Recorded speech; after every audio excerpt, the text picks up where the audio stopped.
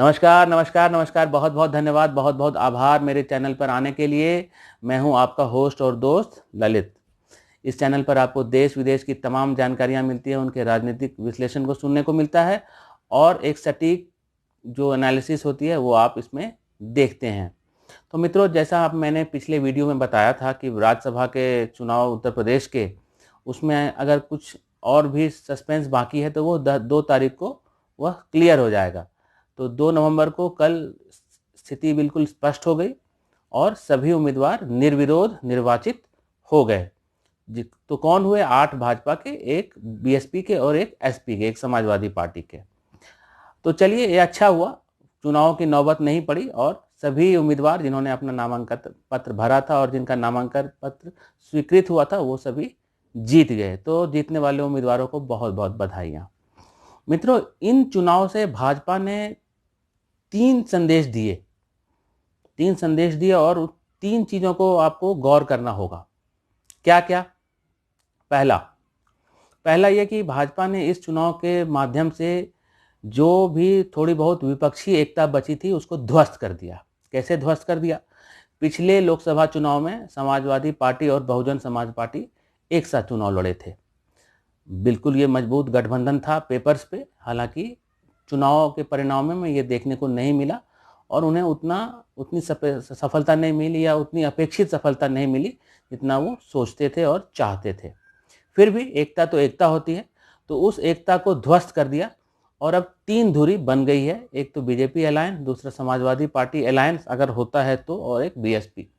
तो विपक्षी एकता को ध्वस्त कर दिया और आज के समय में मायावती जी अखिलेश जी से बहुत नाराज हैं और इस होल एपिसोड में जिसमें कि समाजवादी पार्टी ने अपना एक कैंडिडेट अंतिम समय में, अंतिम क्षणों में दिया और नॉमिनेट करवाया और बसपा में तोड़फोड़ की कोशिश की, सेंधमारी की कोशिश की और उनके विधायकों को पाला बदलने के लिए जो उन्होंने ये एक एक्सपेरिमेंट किया, तो उनकी थोड़ी छवि भी धूमिल हुई और उनको कुछ उससे मिला भी नहीं। तो ना माया मिली ना राम, तो ये कह सकते हैं। तो विपक्षी एकता बिल्कुल ध्वस्त हो गई और आज के समय में मायावती जी बहुत ज़्यादा हमलावर हैं समाजवादी पार्टी पे।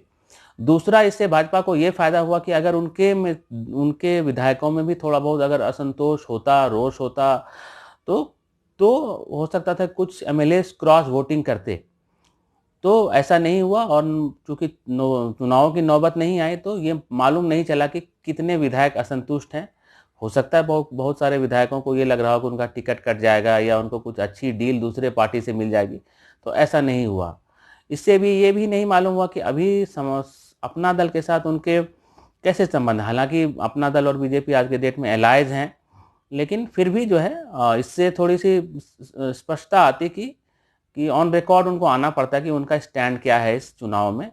तो आज के समय में हम ये कह सकते हैं कि ठीक है, भाजपा और उनके जो सहयोगी दल हैं वो साथ हैं, तो भाजपा का अलायंस अभी इंटैक्ट है। दूसरा और तीसरा मित्रों, जो सबसे बड़ा जो इसमें बीजेपी ने इस चुनाव के माध्यम से जो एक संदेश देने की कोशिश की और एक परसेप्शन क्रिएट करने की कोशिश की कि वह दलित विरोधी पार्टी नहीं है।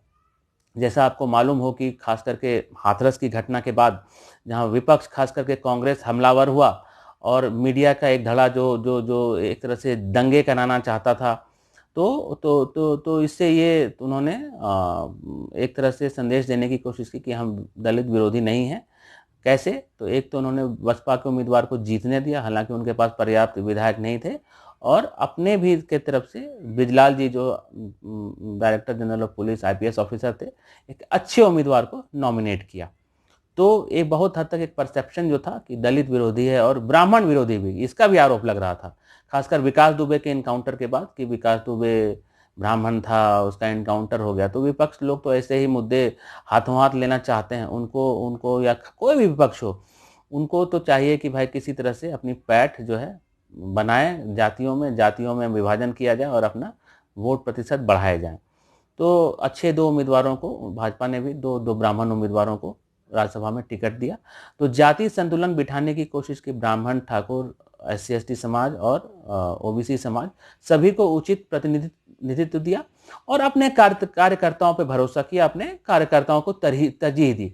तो ये अच्छी बात है। देखिए, पार्टी में अगर जो पार्टी हॉपर्स हैं या दल बदलू हैं, उनको आप अधिक सम्मान देंगे, उनको तो कहीं ना कहीं एक असंतोष फैलता है पार्टी में। तो पार्टी में जो काम करते हैं, जो जमीनी स्तर पर काम करते हैं निस्वार्थ भाव से, तो उनको भी कभी ना कभी कहीं ना कहीं आपको उनको उचित सम्मान देना होगा।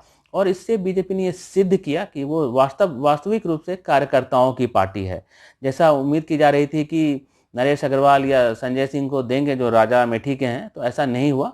तो ये एक अच्छा राजनीतिक संदेश है। मैं ये मानता हूं कि राजनीति में ऐसा ही होना चाहिए। जो आपके समर्पित कार्यकर्ता हैं, जो सालों से पार्टी की सेवा कर रहे हैं, कोई पद नहीं मांग रहे हैं, तो आपको उनको कहीं ना कहीं आपको भी उनको एडजस्ट करना पड़ेगा, उनको भी मान सम्मान देना पड़ेगा, उनके भी राजनीतिक जो यात्रा है उसको बढ़ाने में उनको सहयोग देना होगा।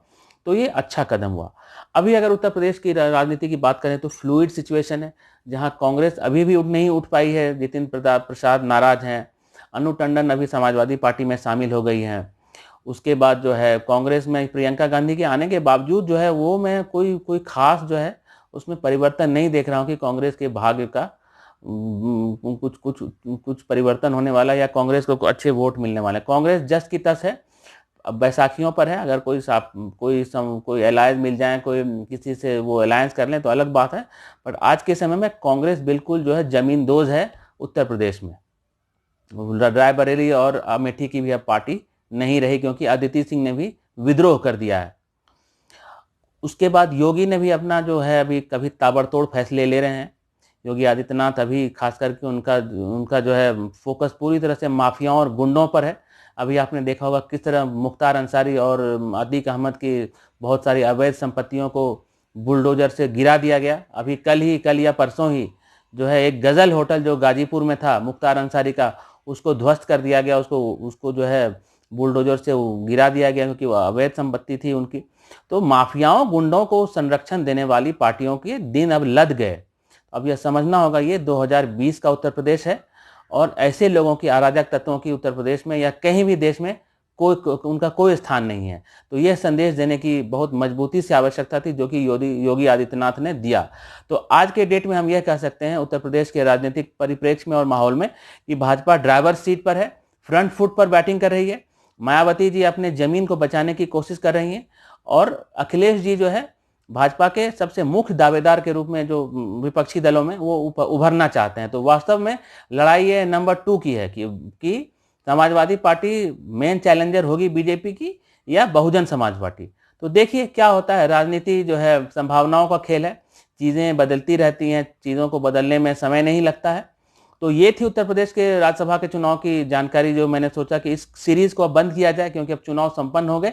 और इस चुनाव के माध्यम से बीजेपी ने भी जो अपनी जो राजनीतिक जमीन थी उसको बहुत हद तक प्राप्त कर लिया है, अगर किसी को लगा कि उन्होंने वो खो दी है। और हाँ, एक महत्वपूर्ण चीज मैं बताना भूल गया, जो राज्यसभा के चुनाव हुए तो अब गणित जो है राज्यसभा का पूर्ण रूप से अब जो है एनडीए के पक्ष में है। तो उनके पास अब 112 सदस्य हो गए। कांग्रेस के पास अभी सिर्फ जो है एनडीए के पास 112, जिसमें बीजेपी के 92 सदस्य हैं। कांग्रेस के सबसे कम 38 हो गए अपने इतिहास में। इतनी कमजोर कांग्रेस कभी नहीं थी। और 100 से भी कम उसके आज के डेट में एमपीज हैं लोकसभा और राज्यसभा को मिला दें तो कांग्रेस को भी आत्मचिंतन करने की जरूरत है कि ऐसी नौबत क्यों आई कि वह 2 डिजिट की पार्टी बन गई है, पूरे भारत को जोड़ दें। तो बहुत बहुत धन्यवाद, बहुत बहुत आभार आप सबका अपना समय देने के लिए। अगर आपको ये वीडियो पसंद आया तो मेरे चैनल को सब्सक्राइब करिए, लाइक करिए, शेयर करिए और अपने कमेंट्स दीजिए। और निश्चित रूप से मैं आपके कमेंट्स को पढ़ता हूँ, देखता हूँ, और मैं अगर जो भी कमेंट देंगे उसका मैं जवाब जरूर दूंगा। तो बहुत बहुत धन्यवाद एक बार फिर।